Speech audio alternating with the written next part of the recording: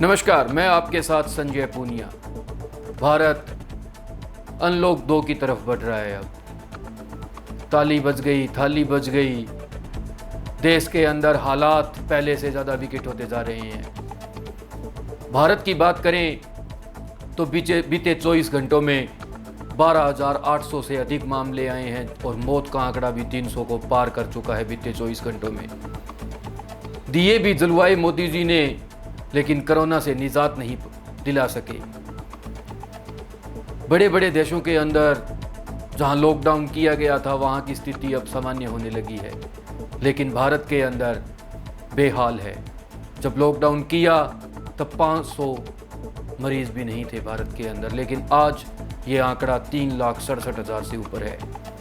5 लाख को पहुंचने में ज़्यादा समय नहीं लगेगा और 5 लाख के पहुंचने में भारत अभी सेमीफाइनल में है। हो सकता है कि फाइनल की दौड़ में भी पहुंच जाए। जब कोरोना से खुद लड़ना था, आत्मनिर्भर भारत की योजना बनाई जा रही थी, तो लॉकडाउन क्यों लगाया गया? क्या कुछ चल रहा था सरकार के मन में? क्या अर्थव्यवस्था की कमर तोड़नी थी या किन्हीं और मुद्दों से देश को भटकाना था?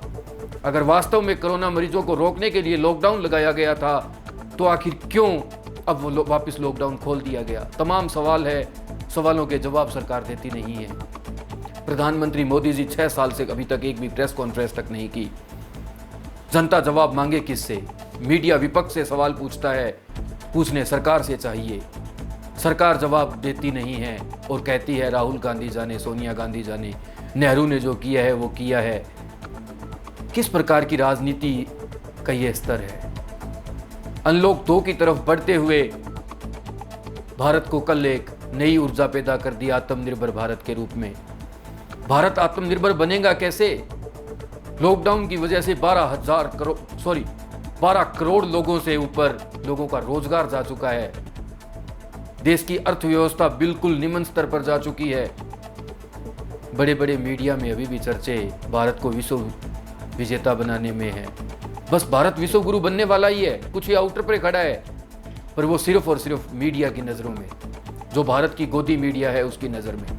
एक्चुअल स्थिति अभी कुछ और है। मेरे साथियों ने कुछ रिपोर्ट तैयार की है, आइए दिखाते हैं अर्थव्यवस्था के ऊपर और लॉकडाउन 2.0 के चलते भारत की स्थिति क्या होगी। जयपुर से मेरे सहयोगी डॉक्टर स्माइल ने एक रिपोर्ट तैयार की है। इस रिपोर्ट में दिखाया गया है कि राजस्थान में कुछ जगह पे अभी स्थिति सामान्य नहीं हुई है। अर्थव्यवस्था को लेकर दुकानदारों से बातचीत की तो उनके पास 50% से भी कम ग्राहक हैं। लोग घरों से बाहर निकलना नहीं चाहते, लेकिन पापी पेट का सवाल है, निकलना पड़ता है। आइए देखते हैं डॉक्टर स्माइल की एक खास रिपोर्ट। इस वक्त जयपुर के राजा पार्क हनुमान ढाबा चौराहे पर हम मौजूद हैं। लोगों को कोरोना को लेकर के जो खौफ पैदा था वो इस वक्त मार्केट में आप देख सकते हैं कि हर आदमी की ज़िंदगी एक वापस से पटरी पर धीरे धीरे आ रही है। सभी दुकानें ज़्यादातर तादाद में खुल चुकी हैं, मगर यहाँ पर कस्टमर्स की कमी है, ग्राहकों की कमी है। यहाँ हर आदमी अपने काम के लिए आया हुआ है, मगर लोग जहाँ तक देख सकते हैं आवाम जो है, पब्लिक जो है यहाँ पर नहीं नज़र आ रही है। हालांकि यहाँ पर ट्रैफिक का भीड़ भाड़ वाला इलाका ज़रूर नज़र आता है, मगर यहाँ जो लोग कस्टमर के जो दुकानदार हैं वो कस्टमर्स के इंतज़ार में यहाँ पर बैठे हुए हैं और एक टाइम लिमिट के अकॉर्डिंग ही यहाँ पर पूरा सिस्टम है। शाम को 7 बजे करीब यहाँ पर कर्फ्यू का सा माहौल हो जाता है। कोई भी शहर के पूरे इलाके के अंदर इस तरीके का होता है।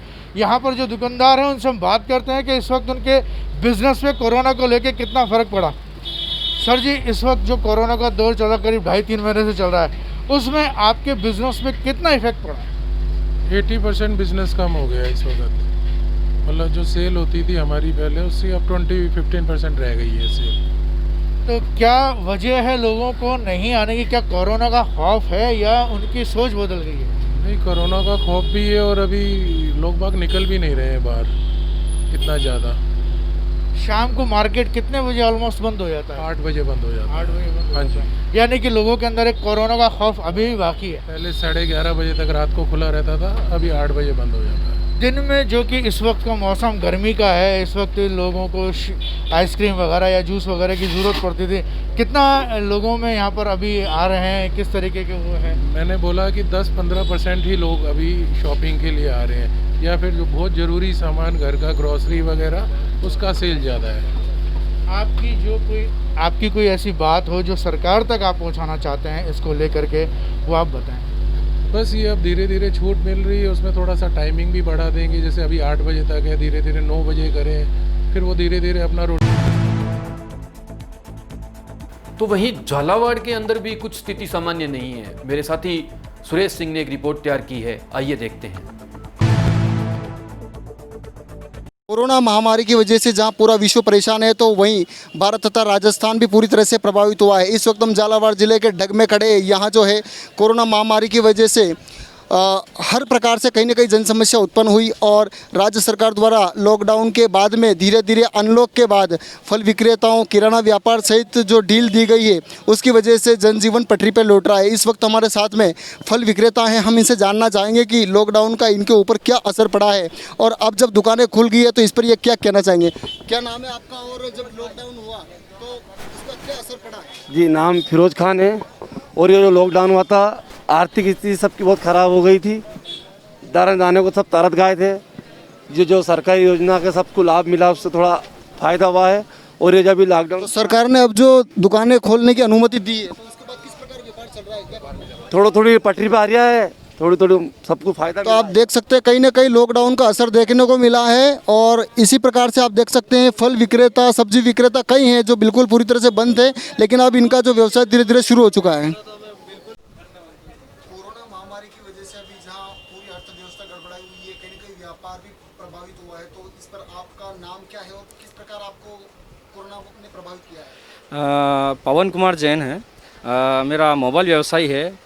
इस कोरोना महामारी की वजह से वैसे देश में पूरा देश ही परेशान है इस महामारी से, लेकिन सभी की आर्थिक व्यवस्था भी गड़बड़ गई है और हमारा बिज़नेस भी काफ़ी प्रभावित हुआ है। सभी का बिज़नेस काफ़ी प्रभावित हुआ है, जनजीवन अस्त व्यस्त हो चुका है।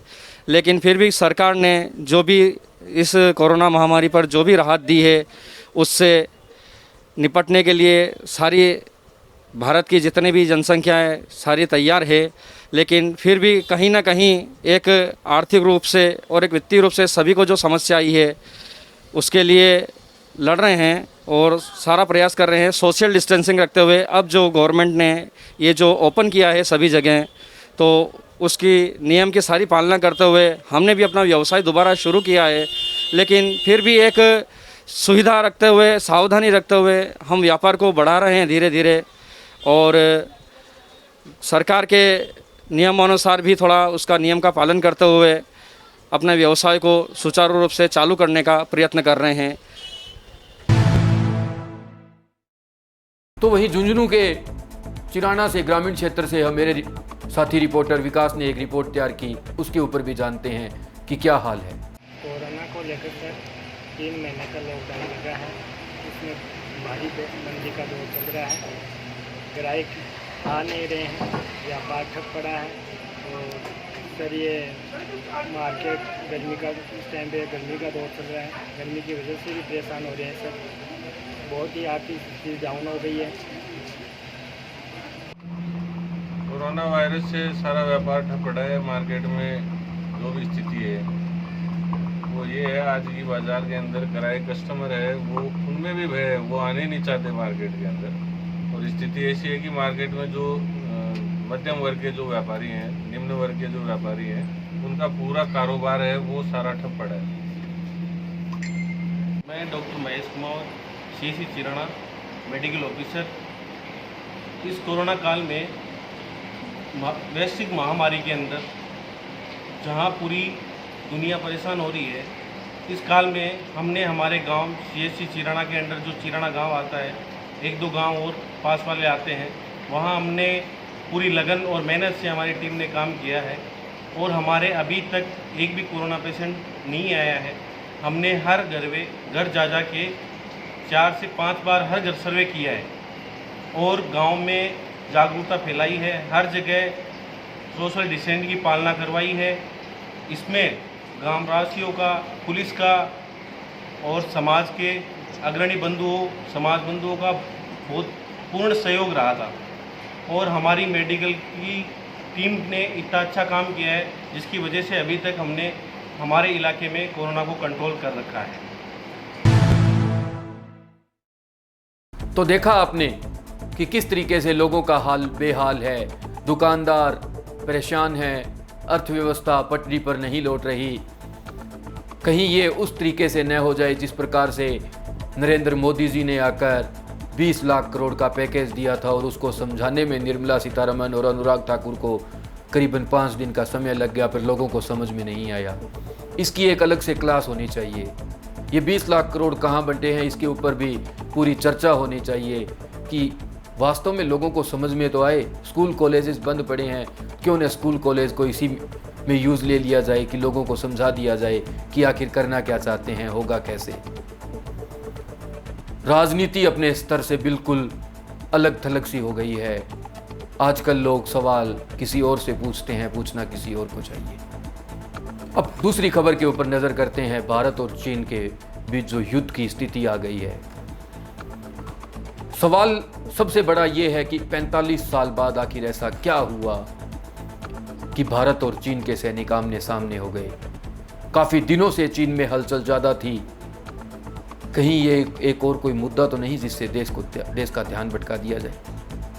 कहीं ऐसा तो नहीं है कि सरकार कुछ चीज़ छुपा रही हो जो देश जानना चाहता है, जो देश दुनिया जानना चाहती है कि ऐसा आखिर हुआ क्या।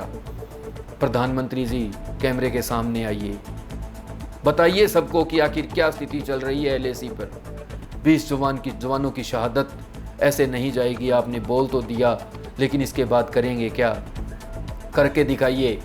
पुलवामा की तरह क्या वापस एक एयर स्ट्राइक या सर्जिकल स्ट्राइक होगी भारत की तरफ से? समय बताएगा।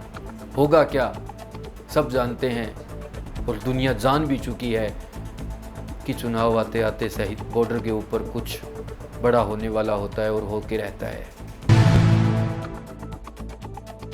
इन दिनों की एक तीसरी सबसे बड़ी खबर, बिहार चुनाव। वर्चुअल रैली, देश के गृह मंत्री रैली को संबोधित करते हैं। सबसे पहले बात आती है कि ये कोई चुनावी सभा नहीं है। कुछ लोग इसको चुनावी सभा का नाम देते हैं और जाते जाते वोट अपील करके और 2/3 बहुमत से जीतने की बात कह दी जाती है। आखिर 30 मिनट में ऐसा क्या हुआ था कि चुनावी रैली का बोलते बोलते अचानक से वो देश के मुद्दों से अलग हटकर चुनावी रैली पर ही आ गए? सवाल बहुत है, जवाब किसी के पास नहीं है। और पूछे तो पूछे कौन? किसकी इतनी हिम्मत है कि सरकार से सवाल पूछ लिया जाए? सरकार के पास जवाब है नहीं, क्योंकि कोई प्रेस कॉन्फ्रेंस करने को तैयार नहीं है। एक और खबर के ऊपर आप लोगों का ध्यान आकर्षित कर रहा हूं, वो है भारत के अंदर पिछले 12 दिनों में एक भारत की जनता के ऊपर स्ट्राइक हुई है जिसका शायद अभी तक कुछ लोगों को पता ही नहीं है। डीजल और पेट्रोल के भाव आसमान छूने को तैयार है, लेकिन क्रूड ऑयल बिल्कुल निम्न स्तर पर आ चुका है। सरकार जवाब क्यों नहीं देती? पिछले 12 दिनों की बात करूं तो करीब 7 रुपए से ऊपर डीजल के रेट बढ़ा दिए गए और वहीं पेट्रोल के रेट 6.5 रुपए से ऊपर बढ़ा दिए गए। क्या कारण है? क्या दोष है इस जनता का? कोरोना को जनता नहीं लेकर आई। सरकार की नाकामियां छुपाने के लिए आप लोग डीजल और पेट्रोल के भाव बढ़ा देंगे और जनता कुछ नहीं कहेगी। मोदी जी, आप बोल तो देते हैं कि ये 1962 का भारत नहीं है, यहाँ प्रधानमंत्री राहुल गांधी या नेहरू जी नहीं हैं, लेकिन इस देश की अर्थव्यवस्था को संभालने की जिम्मेवारी आपकी है। जवाब देना पड़ेगा मोदी जी, देश के जनता के सामने आकर। प्रधानमंत्री नहीं तो कम से कम किसी और बड़े लीडर को बिठाकर जनता के सवालों के जवाब तो दीजिए। देखते रहिए DPK न्यूज़। नमस्कार।